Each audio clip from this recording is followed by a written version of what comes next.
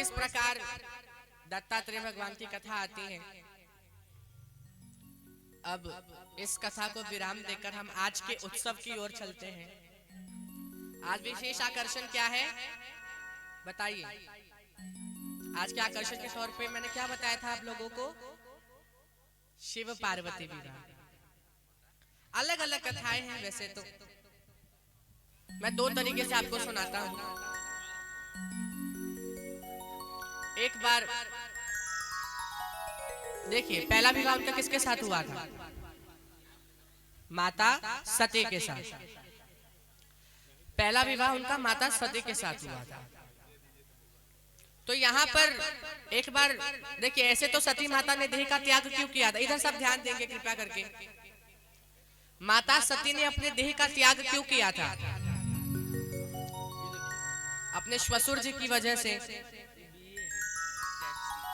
तो यहाँ पर क्या हुआ ना, एक बार माता सती को राम जी के ऊपर शक हो गया। ये रामायण की कथा है। जब राम जी अपनी लीला कर रहे थे तो जब सीता माता का हरण हो गया ना, तो राम जी एकदम बिलख उठे।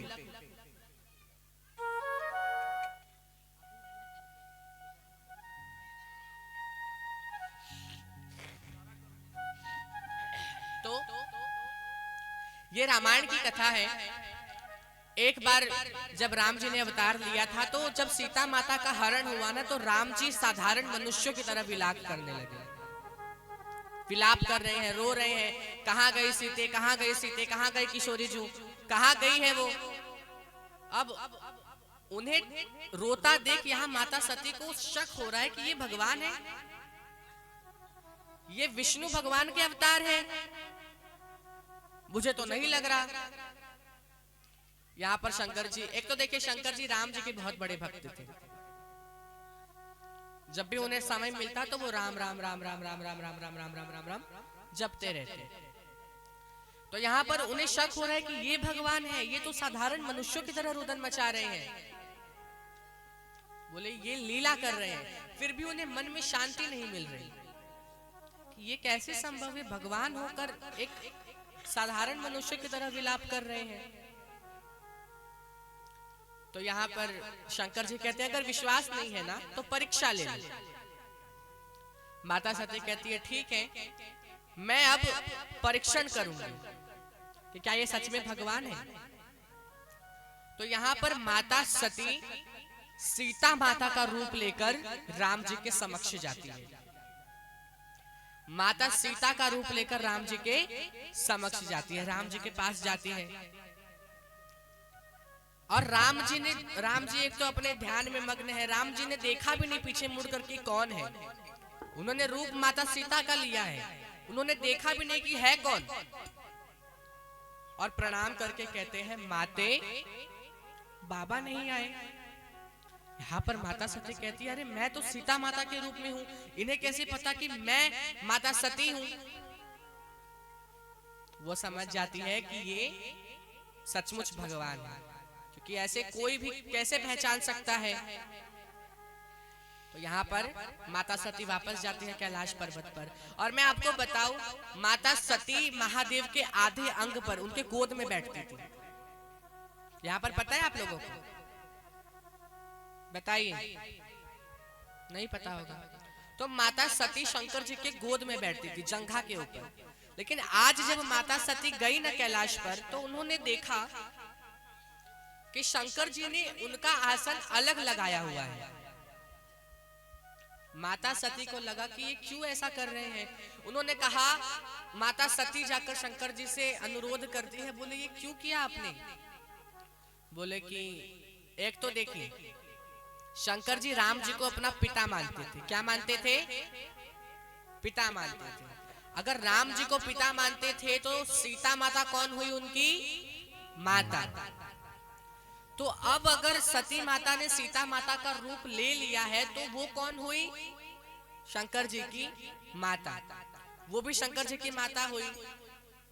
तो यहाँ पर सती माता अनुरोध करती है, ये क्यों किया आपने? ये तो गलत बात है, मैं आपकी अर्धांगिनी हूं और मैं आपके ऊपर नहीं बैठूं। उन्होंने कहा कि अब नहीं हो सकता। अब सती माता को भी लग रहा है कि अब ये मेरे शरीर को स्वीकार नहीं करेंगे, क्योंकि ये शरीर एक बार माता सीता का रूप ले लिया, यानी कि अब इनकी माता का रूप हो गया। तो अब यहाँ पर माता सती को लगा कि अब तो ये मेरे शरीर को स्वीकार नहीं करेंगे, तो इसलिए उन्होंने अपने शरीर को भस्म किया। ये एक दूसरी कथा आती है कि उन्होंने अपने शरीर को भस्म क्यों किया।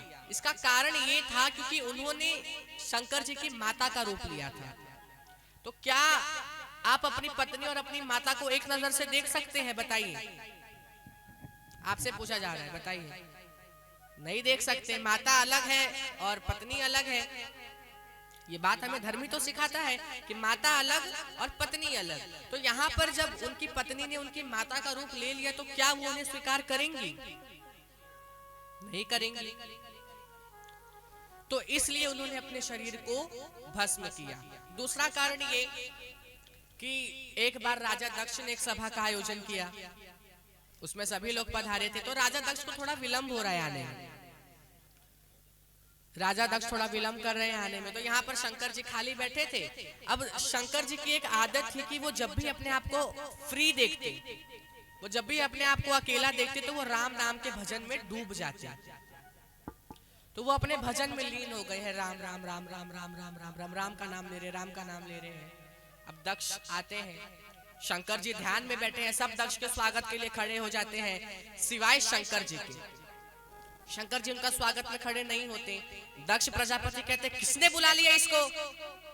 इस शमशान में रहने वाले मूर्ख को किसने बुला लिया? आपको एक बात बताऊं, जब हम किसी की निंदा करते हैं ना, एक तो हमारे ऋषिगण थे इतने महान कि वो निंदा को भी स्तुति समझते थे। अगर किसी भगवान की हम निंदा करते हैं तो निंदा के साथ साथ भी उनकी स्तुति हो जाती थी। दक्ष प्रजापति ने कहा कि ये शमशान में रहने वाला है। गलत तो नहीं कहा, सच में शमशान में रहने वाले हैं। कहा कि ये भूत प्रेत के साथ रहते हैं, भूतों के देवता है ये। बोले सच में भूतों के देवता है, और अगर भूतों के देवता है तो वो तो हमारे लिए ही अच्छा है ना। अब कैसे अच्छा है मैं बताऊं। देखिए, कृष्ण भगवान भी द्वारकाधीश है, तो शाम के बाद उनका भी पट बंद हो जाता है। अब राम जी अगर ज्यादा मर्यादा पुरुषोत्तम है, तो उनका भी पट ज्यादा से ज्यादा 10 बजे तक या फिर 12 बजे तक बंद हो जाता है। आपने देखे होंगे बड़े बड़े मंदिर रात को बंद हो जाते हैं। तो अब भूत प्रेत ना कृष्ण भगवान के पास जा सकते हैं और ना ही राम जी के पास जा सकते हैं। और यदि शंकर जी भूतों के देवता नहीं होते तो वो भूत प्रेत किनके पास आते? हमारे और आपके पास, हमें परेशान करते। तो अगर वो भूतों के देवता है तो हमारा तो अच्छा ही कर रहे हैं ना। भूतों के देवता भी तो भूत, देखिए अगर भूत उनके साथ है तो हमें क्यों परेशान करेंगे? तो हमारा अच्छा कर रहे हैं, इसलिए उन्हें भूतनाथ कहा जाता है कि वो भूतों के नाथ हैं। तो यहाँ पर दक्ष प्रजापति उनकी खूब निंदा करते हैं, शंकर जी को बुरा लगता है। शंकर जी वापस अपने कैलाश की ओर चले जाते हैं। अब एक बार दक्ष बहुत बड़े यज्ञ का आयोजन करते हैं। अब यहाँ पर यज्ञ हो रहा है ना, तो सभी देवी देवता अपने विमान पर सवार होकर कैलाश की ओर से निकल रहे हैं पृथ्वी। सब यहाँ पर ध्यान देंगे, प्रेम से बोलिए राधे राधे राधे राधे। तो एक बार दक्ष ने बहुत बड़े यज्ञ का आयोजन किया।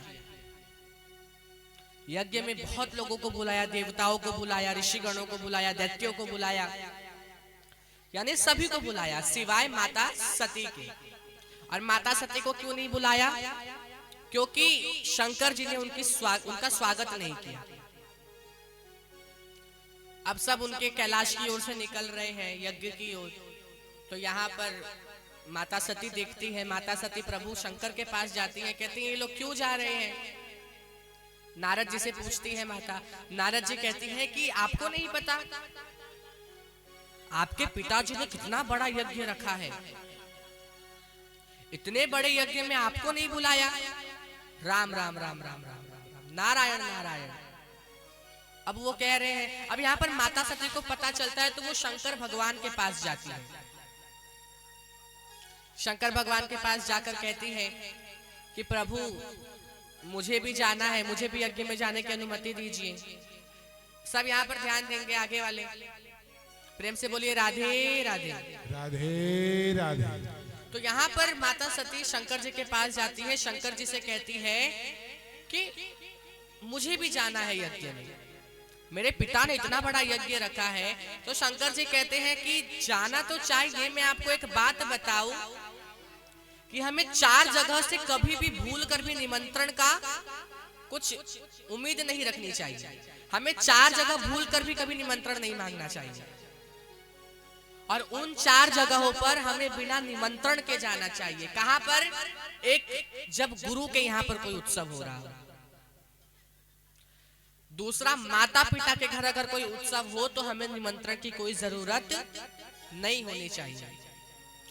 तीसरा, हमारे मित्र के घर अगर कोई उत्सव हो तो वहां पर भी हमें कोई निमंत्रण नहीं मांगना चाहिए। और चौथा, जहां पर धर्म का कार्य हो रहा हो, जैसे ये श्रीमद् भागवत कथा, मैंने बहुतों को देखा है कि कुछ माताएं जाकर कहती हैं चलिए कथा सुनने चलते हैं। कहते हैं अरे हम क्यों जाएं, हमें निमंत्रण आया है कि हम मुंह फुलाकर बैठ जाते कि हमें निमंत्रण ही नहीं आया।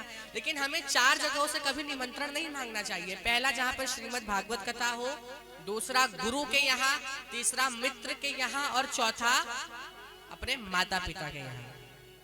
तो इन 4 जगहों से कभी हमें निमंत्रण नहीं मांगना चाहिए।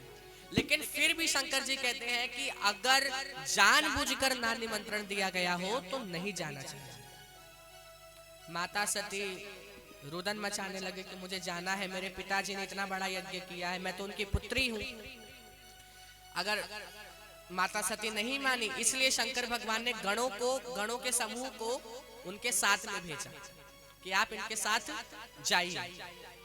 अब गणों के समूह जाते हैं, उनके साथ में यज्ञ हो रहा है। यज्ञ में सभी को निमंत्रण दिया गया है सिवाय भगवान शंकर के। माता सती क्रोधाग्नि में प्रज्वलित हो गई, बोली जिस यज्ञ में शंभु, जिस यज्ञ में हरि और जिस यज्ञ में ब्रह्मा की निंदा हो रही हो, उस यज्ञ से हमेशा हमें दूर रहना चाहिए। अगर हमारे बल में शक्ति है, अगर हमारे शरीर में शक्ति है, तो हरि की निंदा करने वाले की जिह्वा काट देनी चाहिए। तुम रुद्र रहित यज्ञ करते हो, तुम सबको दंड मिलेगा। वो अपने अंगूठे से, दाहिने अंगुष्ठ से योगाग्नि प्रज्वलित करती है और अपने आप को भस्म कर देती है। यहाँ पर उनके भस्म होने के बाद हाहाकार मच गया। भगवान शंकर ने भेजा अपने गणों को कि जाओ और उनके यज्ञ को तबाह कर दो। जब यज्ञ तबाह होने लगा, किसी की दाढ़ी नोची, किसी के आंख फोड़े, यज्ञाचार्य की बालों को खींचा कि तुम रुद्र रहित यज्ञ करते हो, शर्म नहीं आती तुम्हें। विध्वंस करने लगे, यज्ञ विध्वंस होने लगा। तब जाकर यज्ञ नारायण है। यज्ञ नारायण है ना, इसलिए भगवान विष्णु आते हैं, फिर यज्ञ को सफल बनाते हैं। फिर भगवान शंकर की स्तुति करते हैं। भगवान शंकर क्रोधाग्नि में प्रज्वलित होने के बाद जब उनकी क्रोध शांत होती है, तो क्रोध शांत होने के बाद उनके पिता दक्ष के सर के, जो उनका सर कटा हुआ था ना, उनके सर के बदले एक बकरे का सर लगाया जाता है। बकरे का सर लगाने के बाद जब वो गाल बजाए तो बाबा खुश होने लगे। तो भगवान शंकर के गणों को लगा कि गाल बजाने से बाबा खुश होते हैं, इसलिए आज तक लोग मंदिर में गाल बजा बजा कर बाबा को खुश करते हैं, भ्रूम भ्रूम करके। बम बम बम बम बोलो जय शिव जय शिव, बम बम बम बम बोलो जय शिव जय शिव, बम बम बम बम बोलो जय शिव जय शिव, बम बम बम बम बोलो जय शिव जय शिव, बम बम बम बम बोलो जय शिव जय शिव, बम बम बम बम बोलो जय शिव जय शिव। हे हकड़म बकड़म जय शिव जय शिव, हकड़म बकड़म जय शिव जय शिव, हे बकड़म बकड़म जय शिव जय शिव, बकड़म हे बम बम बम बोलो जय शिव जय शिव, हे बम बम बम बोलो जय शिव जय शिव, हे बम बम बम बोलो जय शिव जय शिव, बम बम बम बोलो जय शिव जय शिव।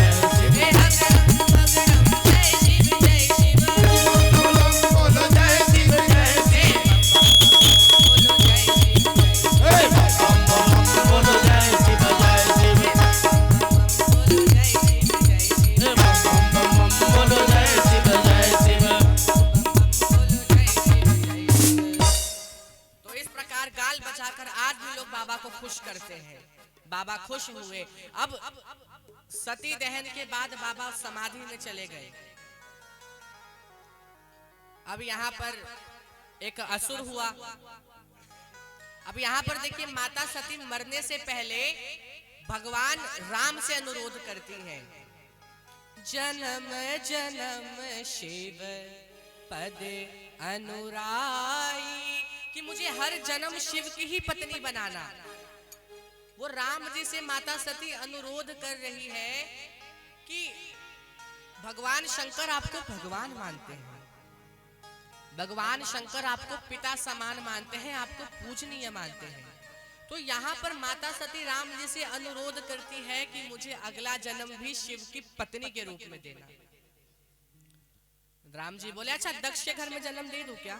बोले नहीं, यही तो गड़बड़ हुई थी पिछली बार, इस बार मुझे हिमांचल के घर जन्म दीजिए। इसलिए उनका अगला जन्म हिमांचल के घर में होता है, माता पार्वती के रूप में।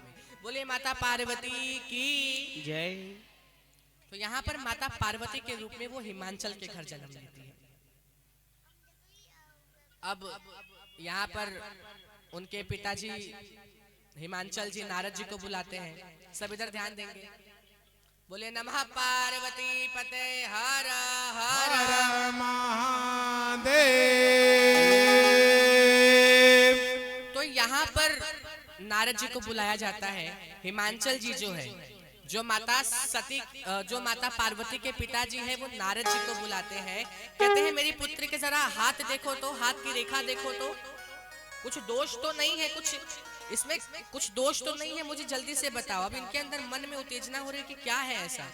नारद जी हाथ की रेखा देखते हैं, बोलते हैं कि अब तो कुछ नहीं हो सकता, इनके अंदर बहुत गुण है, इतने गुण है कि इनका नाम लेकर आने वाले समय में जो स्त्रियां होंगी, इनका नाम लेकर पतिव्रत धर्म का पालन करेंगी। बोले वो तो पता है, मैंने दोष के लिए कहा है। कहा इनमें तो कोई दोष नहीं है, इनके स्वामी में कोई दोष लग रहा है मुझे। बोले इनके स्वामी में दोष है। कहे तो बताए। बोले बताइए तो। बोलते हैं अगुण अमान सब संशय छीना, अगुण अमान मातु पितुहीना, उदासीन सब संशय छीना। अगुण होगा, अमान होगा। अब मैं आपको एक बात बताऊं कि आप जो बोलते हैं ना, खाली बोलने से नहीं होता है। सामने वाले, आप अगर किसी को बोल रहे हैं तो सामने वाला अपनी मानसिकता से उसको समझेगा। आप बोलेंगे कुछ और सामने वाला समझेगा कुछ और। तो यहाँ पर नारद जी कहते हैं अगुण होंगे, तीनों गुणों से रहित होंगे, सत्गुण, तमोगुण और रजोगुण। इन तीनों गुणों से रहित होंगे। वो समझ ले कि कोई गुण ही नहीं है, वो उल्टा समझ लिए। बोले सब संशय से रहित होगा, तीन तरह के तापों से रहित होगा। बोले और एक दोष है। बोले बताइए। बोले नंगा रहेगा, कुछ कपड़े नहीं पहनेगा। अब वो और डर गए। अब यहाँ पर माता पार्वती मन मन मुस्कुरा कर कह रही है कि लगता है राम जी ने मेरी विनती सुन ली है, ये सारे के सारे गुण मेरे बाबा में विद्यमान है। अब माता पार्वती अंदर जाती है तो यहाँ पर छुपकर हिमांचल जी कहते हैं कोई स्कीम है क्या दुल्हा बदलने का? बोले क्या बात करते हैं महाराज, मेरे पिता ब्रह्मा की लेखनी को आप बदलने की बात कर रहे हैं। बोले महाराज आपने तो हमें डरा ही दिया है, हमारी पुत्री ऐसे पागल से विवाह करेगी। बोले पागल? अरे आप चिंतित मत होइए, ये जो भी मैंने आपको गुण बताए हैं ना, सारे के सारे गुण मेरे बाबा महादेव में विद्यमान है। बोले कि तो फिर उनसे विवाह करने के लिए क्या करना होगा? बोले कि अगर उनसे विवाह कराना है आपकी पुत्री का, तो आपकी पुत्री पार्वती को उनकी तपस्या करनी होगी, उनकी तपस्या करनी होगी, घोर तपस्या करनी होगी, तब जाकर उन दोनों का विवाह होगा। अब यहाँ पर वो तपस्या करने लगी। तपस्या करने के बीच में अब यहाँ पर शंकर जी को पता चलता है, राम जी शंकर जी से अनुरोध करते हैं कि एक बात कहूं। बोले हाँ कहिए। बोले कि आप माता पार्वती से विवाह कर लीजिए। वो नजर डालकर देखते हैं तो कहिए तो सती ही है, तो वो तैयार हो जाते हैं विवाह करने के लिए। लेकिन पिछली बार माता सती ने राम जी की परीक्षा ली थी, इसलिए भगवान शंकर ने उनकी परीक्षा लेने के लिए सप्त ऋषियों को पृथ्वी पर भेजा। मैं ऐसे कैसे छोड़ दूं, इन्होंने मेरे प्रभु को नहीं छोड़ा, इन्होंने मेरे प्रभु की परीक्षा ली तो मैं क्यों ना लूं। तो उन्होंने सप्त ऋषियों को उनके पास भेजा। अब सब जाते हैं, जाकर बाबा से कहते हैं, जाकर माता पार्वती से कहते हैं कि आप किनके लिए तपस्या कर रहे हैं। भीख मांग कर खाता है वो सबसे, ऐसे अघोरी पागल के लिए आप इतनी तपस्या कर रहे हैं। इससे भी अच्छा दुल्हा एक और है मेरे पास, भगवान विष्णु। कहे तो बात चलावे। बोले अब तो आपने देरी कर दी है, अब मैंने भगवान को ढूंढने की शुरुआत कर दी है। कैसे? नगरी नगरी द्वारे द्वारे, नगरी नगरी द्वारे द्वारे, ढूंढूं मैं सावरिया। नगरी नगरी द्वारे द्वारे, ढूंढूं रे सावरिया। नगरी नगरी द्वारे द्वारे, ढूंढूं मैं सावरिया। नगरी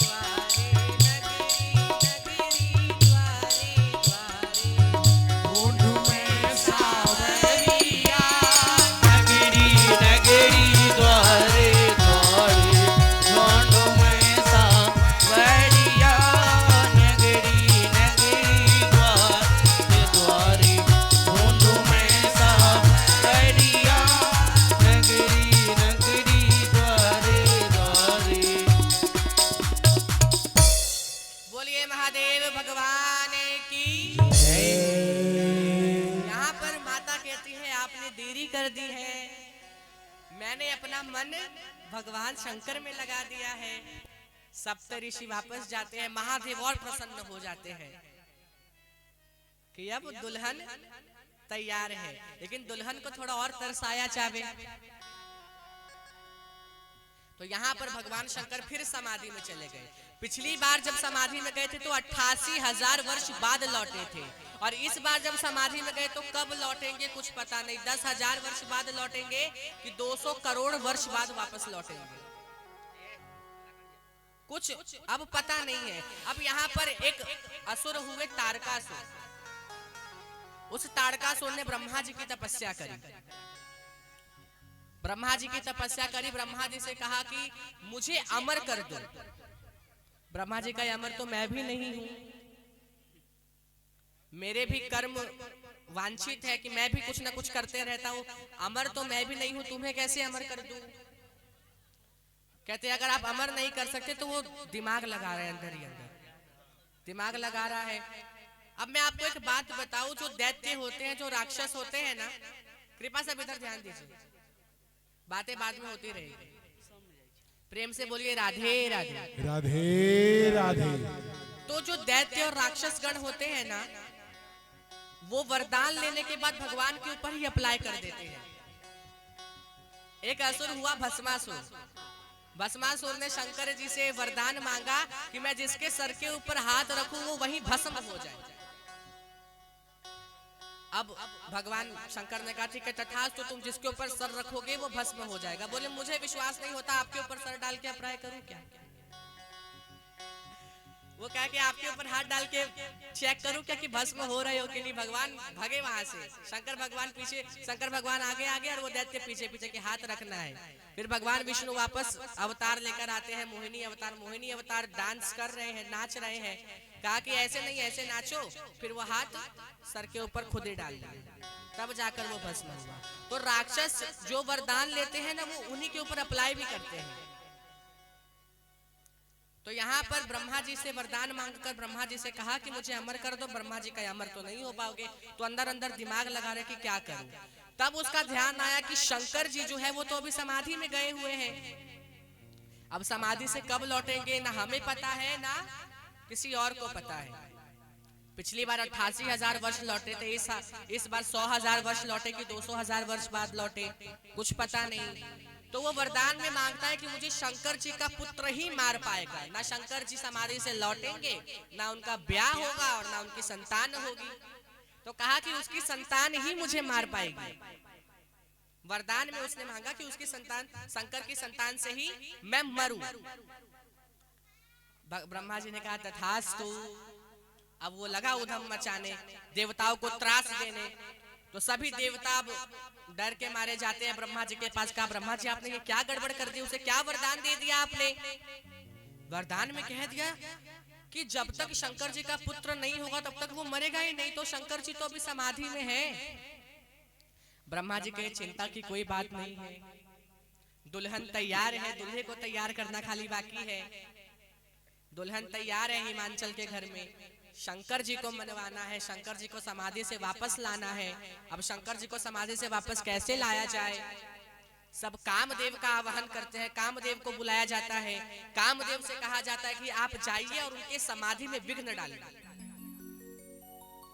कामदेव जाते हैं शंकर जी के पास, एक धनुष से 5 बाण चलाते हैं, कुछ असर नहीं होता। अब कामदेव को 45 मिनट लगे ब्रह्मलोक से कैलाश जाने में।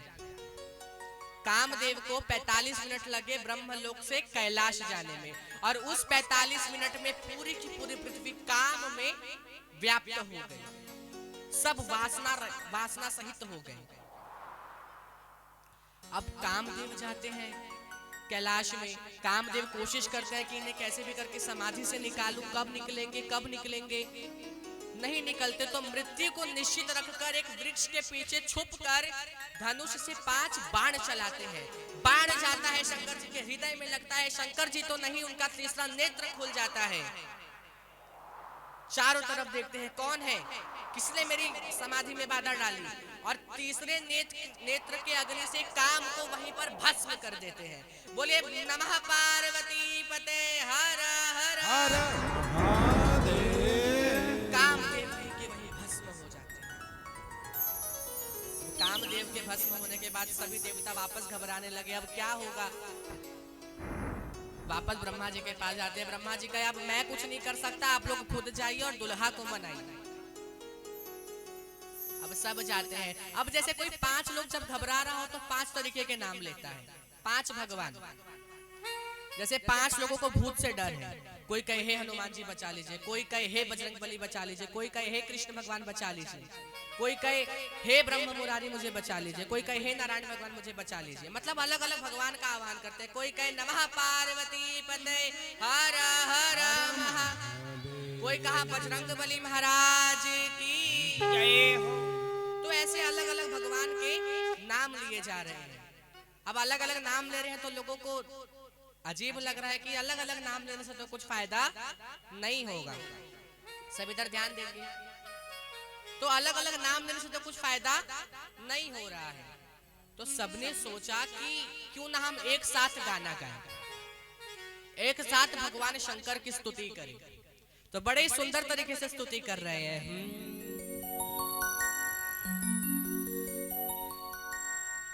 शंकर तेरी जटा में, बाबा तेरी जटा में बहती है गंगाधारा। बाबा तेरी जटा में बहती है गंगाधारा। शंकर तेरी जटा में बहती है गंगाधारा। बाबा तेरी जटा में शंकर तेरी जटा में बहती है गंगाधारा। शंकर तेरी जटा में बहती है गंगाधारा। और काली घटा के अंदर, जय हो। काली घटा के अंदर जिमी दामिनी उजाला। काली घटा के अंदर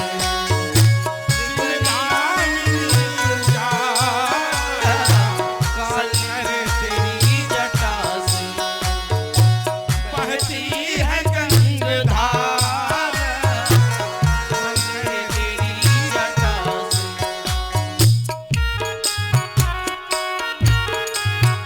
तालियां जोरदार।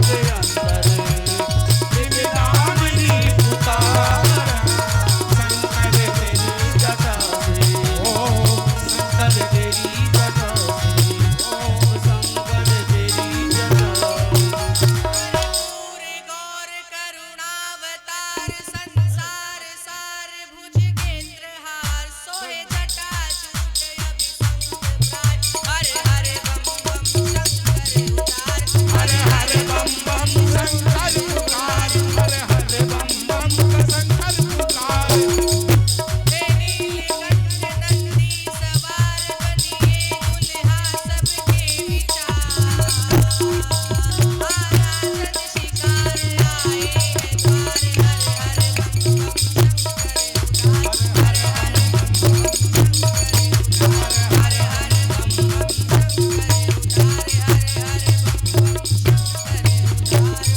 उतार। तो इस प्रकार सभी देवता महादेव के पास जाते हैं, महादेव की स्तुति करते हैं, महादेव से निवेदन करते हैं। महादेव अनजान बन के कहते हैं क्या हुआ।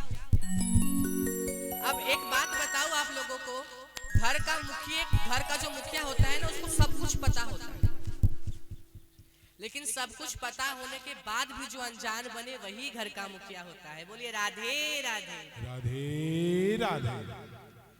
तो शंकर जी अनजान बन के कहते हैं क्या हुआ आप लोग यहाँ पर। बोले आपके ब्याह का लड्डू खाने का मन कर रहा है, कब खिला रहे हो। बोले शादी हमारी, लड्डू खाना आपको है, हमें नहीं करनी शादी वादी। अब सारी बातें बताते हैं कि एक असुर है, बाबा बड़े प्रसन्न हुए उनकी स्तुति सुनकर। स्तुति सुनने के बाद बाबा प्रसन्न होते हैं। बाबा कहते हैं ठीक है, मैं विवाह की राजीमंदी देता हूं। अब विवाह के लिए सभी देवता तैयार हो जाते हैं, सब खुश हो जाते हैं। अब हिमांचल के घर पर ब्रह्मा जी के जो मानस पुत्र है सनत, सनंदन, सनत कुमार और सप्त ऋषियों को हिमांचल के घर पर भेजा जाता है और विवाह का मुहूर्त निकाला जाता है। विवाह का मुहूर्त निकलता है, कहता है कि कल शाम को 5 बजे सब यहाँ पर उपस्थित हो जाएंगे। कल शाम को 5 बजे से ही बारात निकलनी चालू हो जाएगी। और मेन बात, वाहन की कोई व्यवस्था यहाँ से नहीं है, गाड़ी की कोई व्यवस्था नहीं है। दूल्हा के पास खुद गाड़ी नहीं है, आपको कहाँ से गाड़ी देंगे।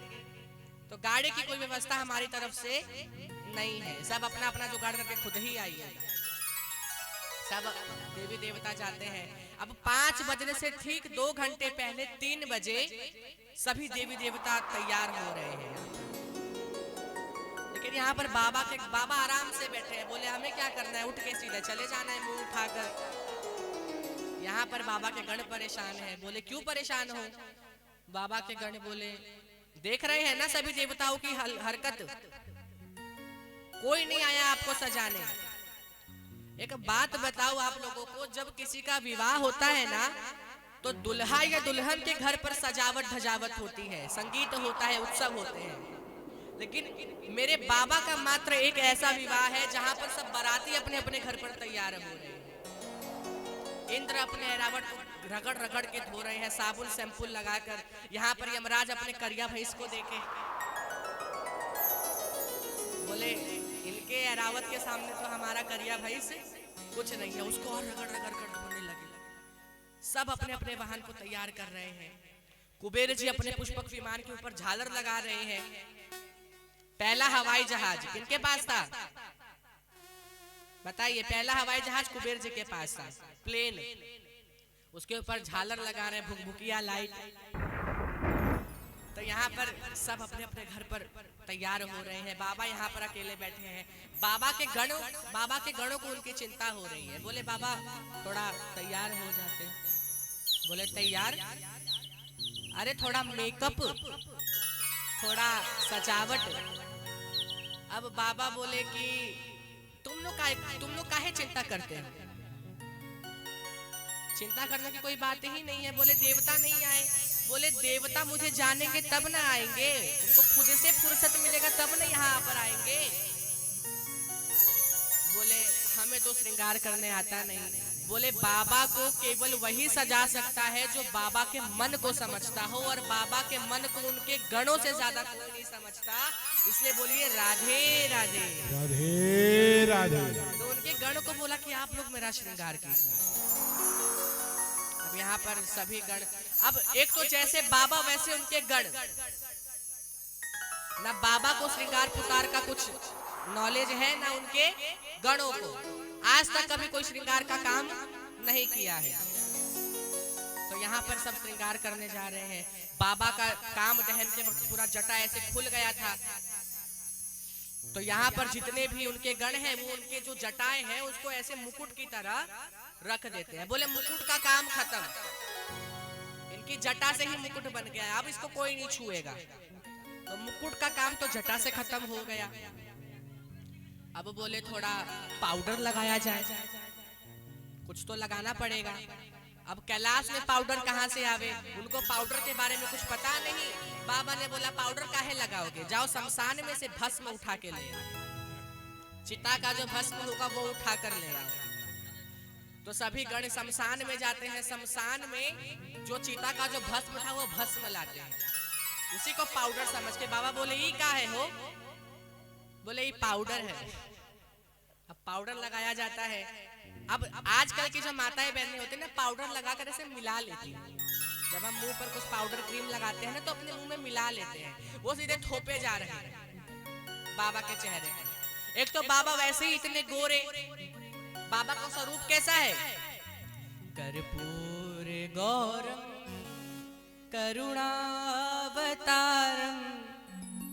संसार सारम भुजगेंद्रहारम। कर्पूर गौरम करुणावतारम संसार सारम भुजगेंद्रहारम।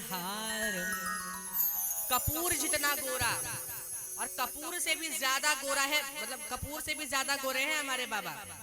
और उसके ऊपर और भस्म लगा दिए, ऐसे पोत दिया पूरे शरीर के ऊपर।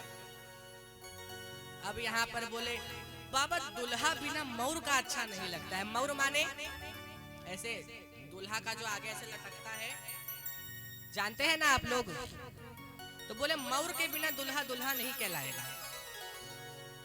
तो बोले अब मौर कहाँ से लाया जाए। अब बाजू में 25-30 सांप नाच रहे थे कि बाबा के ब्याह में जाना है, बाबा के ब्याह में जाना है। उसमें से गण ने बोला ए सुनो तो, तुम सब में से जितने भी 5 mm से पतले लोग हो सब बाहर निकलो, बाबा के मौर में लगना है तुम लोगों को। तो उसमें से 15-20 सांप को लगाते हैं, बाबा के ऐसे लगा देते हैं मौर में। अब आप दर्शन कीजिए, एक तो भस्म लगा हुआ, सांपों का मौर। अब बोले कान में कुछ नहीं है, कान में तो कुछ होना चाहिए ना। तो कान में भी 2 करकोटक नामक सांप को ऐसे अब ऐसा देखिए, यहाँ पर मैचिंग का पूरा ख्याल रखा गया है। मैचिंग में कोई गड़बड़ नहीं हुई है। जौन से रंग का सांप इस कान में है वही रंग का सांप इस कान में भी लगाया गया है। करकोटक नामक सांप को दोनों कानों में लगाया गया है। वसु की सांप को जनेऊ बनाकर यहाँ पर डाल दिया गया है। पूरे शरीर में सांप ही सांप है। अब यहाँ पर बाबा हमें क्या समझाना चाहते हैं, सांप काल का प्रतीक है, और जो काल को भी श्रृंगार बना ले वो मेरे काल के काल महाकाल है। बोलिए नमः पार्वती पते हर हर महादेव। तो यहाँ पर सांप का फूल लगा जाता है, सांप का कुंडल बनाया जाता है। अब बोले हार नहीं है, हार तो होना चाहिए ना। दुल्हा जब तक हार ना पहने तब तक दुल्हा दुल्हा कैसे कहलाएगा।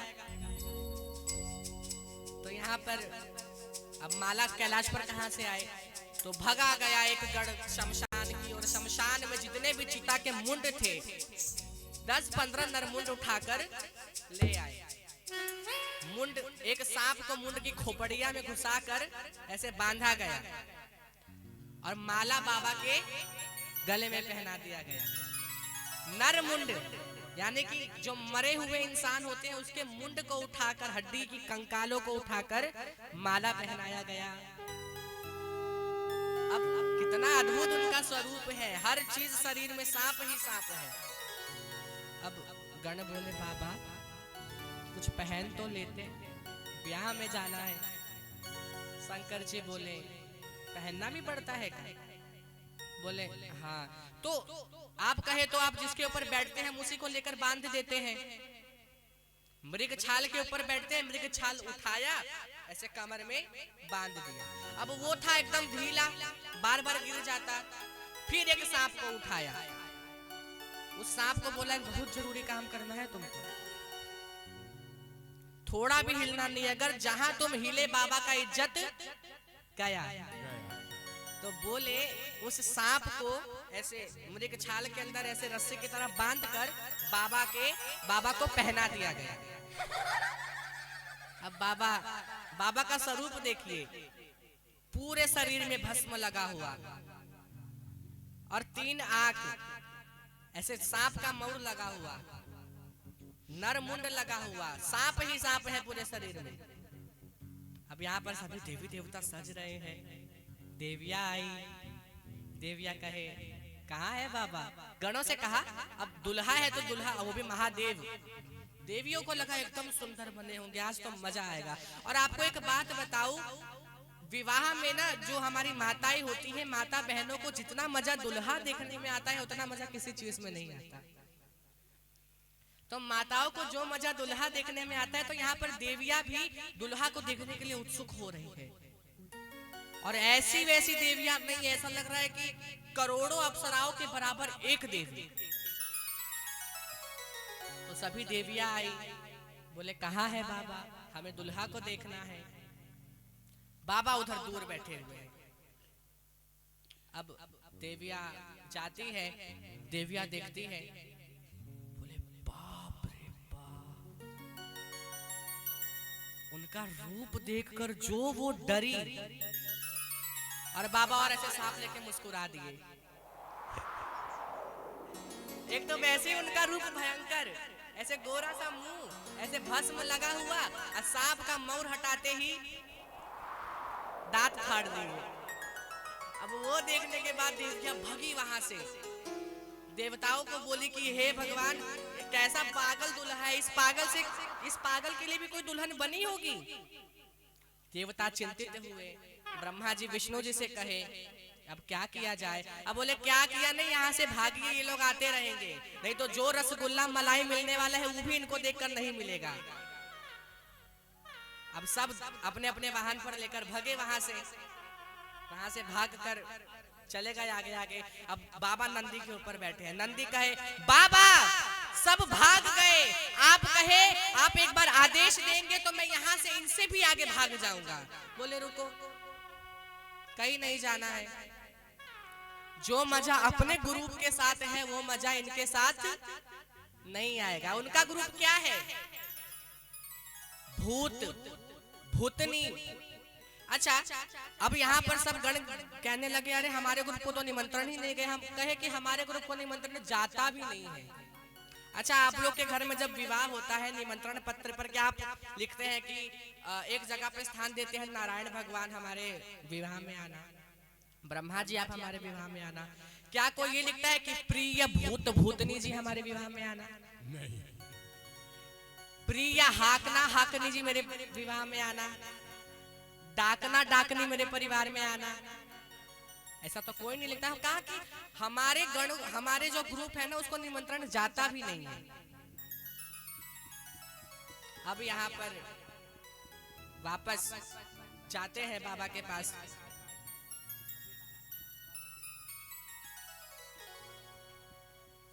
तो यहाँ पर सभी भागने लगे।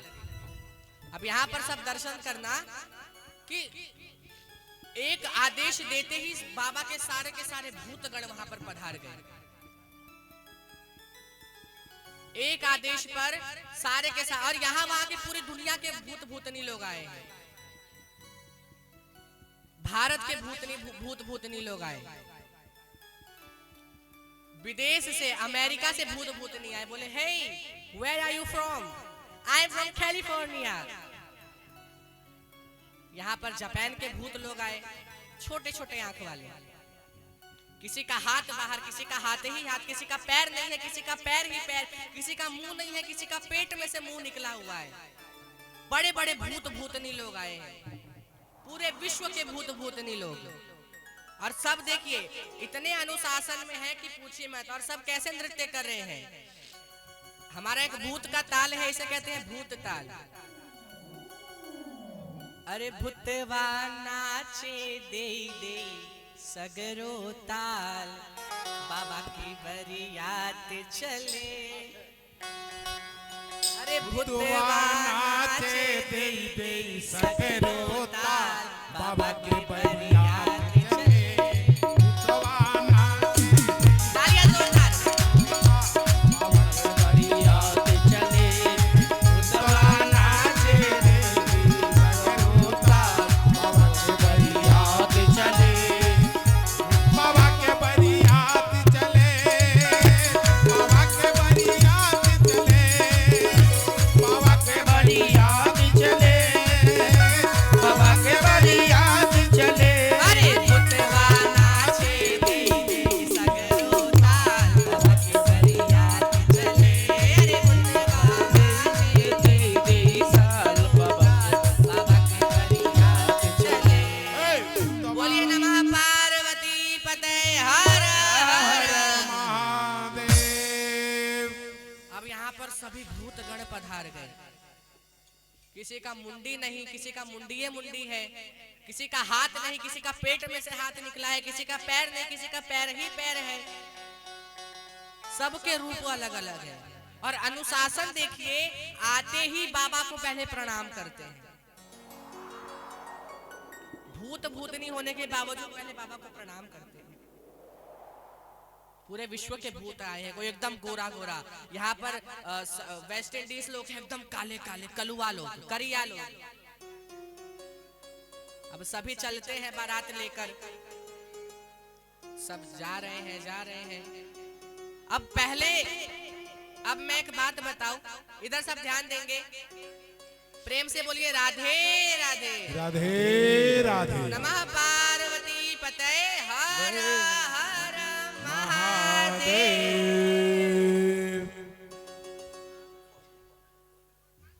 हाँ, ऊपर नीचे रहने दीजिए, बैठ जाइए, उधर ही बैठ जाइए। तो यहाँ पर बाबा का जो स्वरूप है, अब मैं आपको बात बताऊं, सब यहाँ ध्यान देंगे, वो अब इधर ही बैठने वाले हैं, कहीं जाने नहीं वाले हैं। सब इधर ध्यान दे कृपा करके, उधर थोड़ा कम दीजिए, है कि नहीं। तो अब बाबा को, अब देखिए हर लड़की वाले की तरफ से, ज्यादातर विवाह में लड़की वाले की तरफ से ना एक बिचमनिया आता है जो स्वागत करता है, हार पहनाता है कि नहीं। तो यहाँ पर हिमाचल के घर से 2-3 लोग आए, स्वागत करेंगे, बारात का स्वागत करेंगे, बारात का स्वागत करेंगे। तो बारात के स्वागत के लिए उनके घर से 2-3 लोग गए कि अब वो बारात का स्वागत करने वाले हैं। अब सबसे आगे कौन है, इधर देखिए, सबसे आगे कौन है, देवताओं की बारात। और देवताओं की बारात, जैसा कि मैंने कहा, बहुत सुंदर। अब देवताओं की बारात को जब उन तीनों ने देखा, उन तीनों बिचमनिया ने देखा, तो नाचने लगे खुशी के मारे कि जब बारात इतनी सुंदर है तो इसका दुल्हा कितना सुंदर होगा हो। तो उसको देखकर सब के सब नाचने लगे। अब यहाँ पर उसमें एक बुजुर्ग थे, वो जाते हैं बारात के स्वागत के लिए। पहले देवताओं का बारात है, देवता को हार पहनाते हैं। बोले, वहां पर सबसे सुंदर विष्णु भगवान लग रहे थे। विष्णु भगवान के पास जाते हैं, कहते हैं आप ही है ना दुल्हा। बोले हम नहीं हैं, हम बारात हैं। अब वो और जोर का नाचने लगे कि जब बारात इतनी सुंदर है तो इसका दुल्हा कितना सुंदर होगा। यहाँ पर ब्रह्मा जी मन ही मन कहे, नाच ला बउआ नाच ला, दुल्हा दिखला के बाद भगवा आईजा से। तो यहाँ पर नाचने लगे। ऊपर से एक भूत उड़ के आया उनके सर के ऊपर, वो देख नहीं रहे हैं। अब सबका ध्यान अलग है।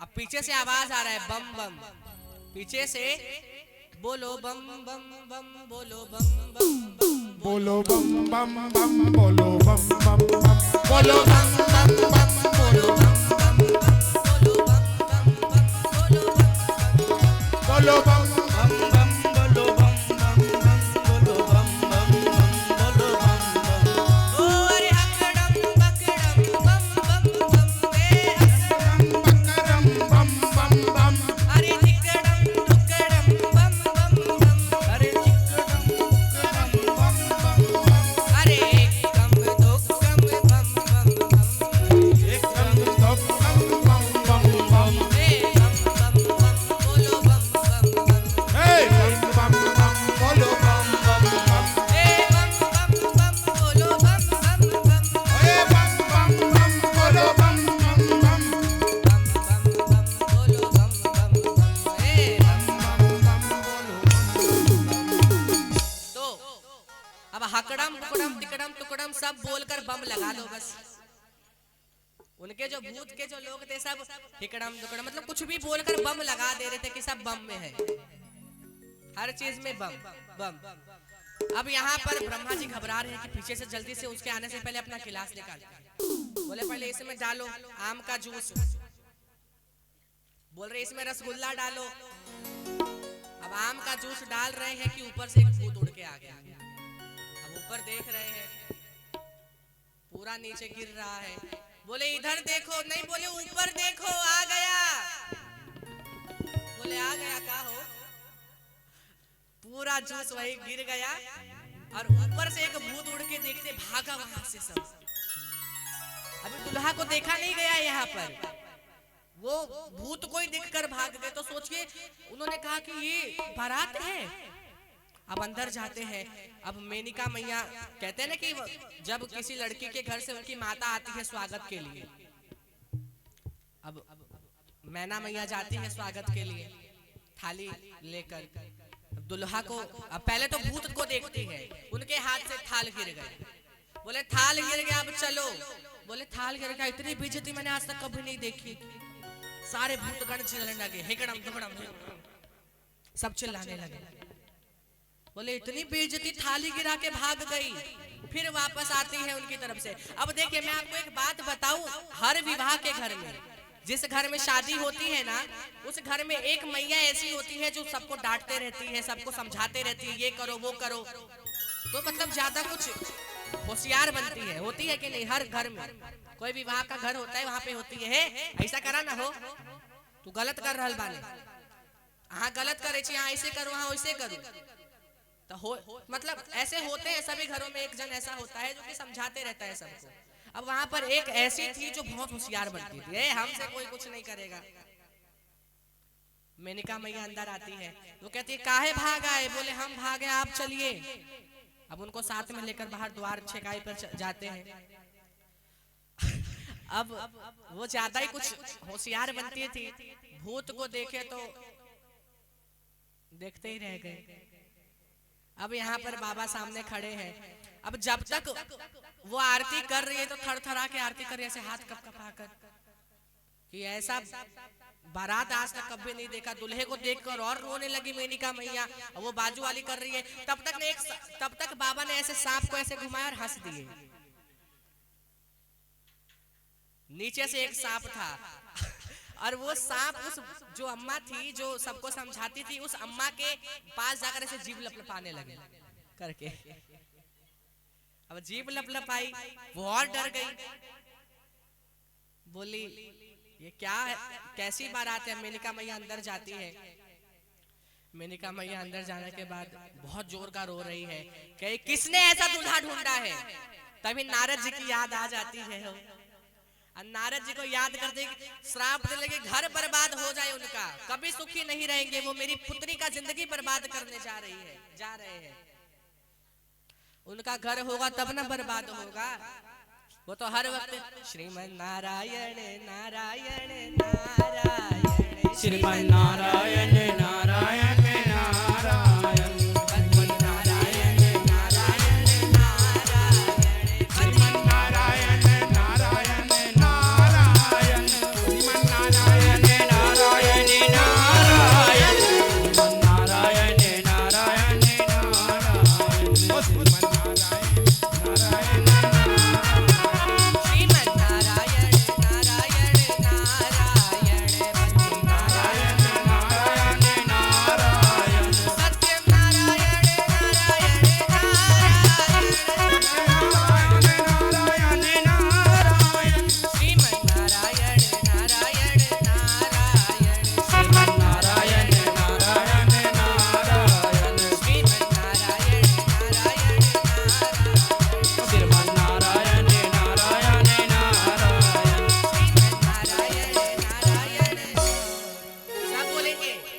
श्रीमन नारायण नारायण। हाँ, तो नारद जी हर वक्त नारायण नारायण करते, उनका घर होगा तब ना बर्बाद होगा। मेनका मैया बोली उनकी तो अब खैर नहीं। यहाँ पर माता पार्वती समझाती है, मैया क्या आप ब्रह्मा की लेखनी बदल सकती है? ब्रह्मा की लेखनी कोई नहीं बदल सकता। अगर ब्रह्मा जी ने मेरी किस्मत में लिख दिया है कि ये होना है, तो मैं जहां रहूंगी वहां खुश रहूंगी। अब मैं आप लोगों को एक बात बताऊं, आजकल लोग कहते हैं कि पुत्री का विवाह हो गया तो गंगा नहा लिए। आजकल एक चलता है ना, अमीर घर में शादी हो गई तब तो और अच्छा कि अमीर घर में शादी हुई है, खुश रहेगी बिटिया। तो अमीर घर में शादी करने से बिटिया खुश नहीं होने वाली है, उनको काबिल बनाइए। इसका सबसे अच्छा उदाहरण मैं रामायण से देता हूँ कि जनक जी ने माता सीता का विवाह भी तो राजघराने में ही कराया था। बड़ा सा राजघराना था, राजा राम थे, लेकिन उनका आधा से ज्यादा जीवन तो वनवास में ही गया। लेकिन उन्होंने अपनी पुत्री को काबिल इतना बनाया था कि वो वन में भी खुश रही। आजकल महलों में भी बिटिया रो रही है और झोपड़ी में भी बिटिया खुश है। बोलिए राधे राधे राधे राधे। तो ये चीजें जो आजकल हम लोगों के अंदर बैठ गई है ना, तो ये गलत है। तो यहाँ पर पार्वती माता समझाती है, फिर सभी शंकर भगवान से निवेदन करते हैं। शंकर भगवान से निवेदन के बाद मान जाते हैं सभी। फिर शंकर भगवान से निवेदन करते हैं कि हे भगवान, अब अपने सौम्य रूप में आइए, यहाँ पर सब घबरा रहे हैं। अब मैं आपको बताऊं, जब बाबा आए थे तो वहां के बालक लोग देख के भागने लगे थे। जितने भी बच्चे थे सारे के सारे बच्चे घर में गए और द्वार बंद कर दिए। द्वार बंद करने के बाद माताएं कहने लगी, क्या बेवकूफ वाली हरकतें करते हो, ऐसे शुभ दिन तुम द्वार बंद कर रहे हो। अब एक बड़ा ही सुंदर भजन है, बरबौरा बाटे बैला पे बैठल, बरबौरा बाटे बैला पे बैठल, आ देख के बारात सब लोग भागता, माई रे बताई का केवार बंद कर, हमरा डर लागता, माई रे बताई का केवार बंद कर, हमरा डर लागता।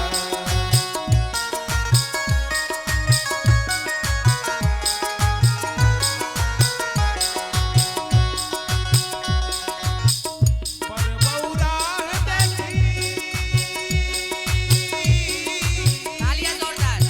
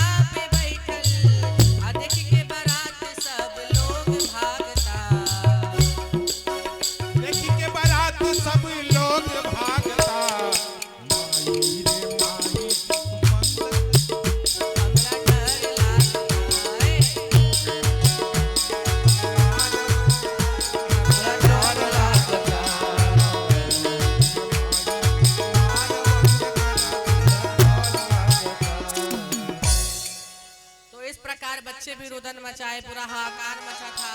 शंकर जी की स्तुति करके शंकर जी को पहले शांत कराया जाता है, शंकर जी को सौम्य रूप में लाया जाता है। मेनका माता और हिमांचल जी को समझाया जाता है कि स्वयं महादेव और उनके मतलब सती माता के बारे में बताया जाता है कि पिछले जन्म में ये माता सती थी, भस्म होने के कारण ये जग जननी है, आपके घर में अवतार लिया है। तब जाकर दोनों बारंबार माता पार्वती की स्तुति करते हैं, फिर दोनों का विवाह होता है। अब हम विवाह के दर्शन करेंगे।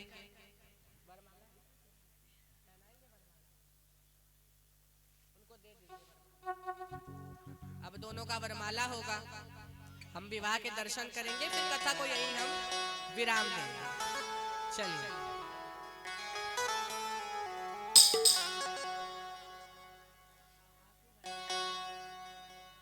अब थोड़ा विवाह भजन होगा, फिर कथा को हम यही विराम देंगे। अच्छा ये मुझे ये बताइए, आज की कथा में आनंद आया सभी को? हाथ उठाकर। यहाँ के लोगों को नहीं आया लगता है, हाथ में दर्द है।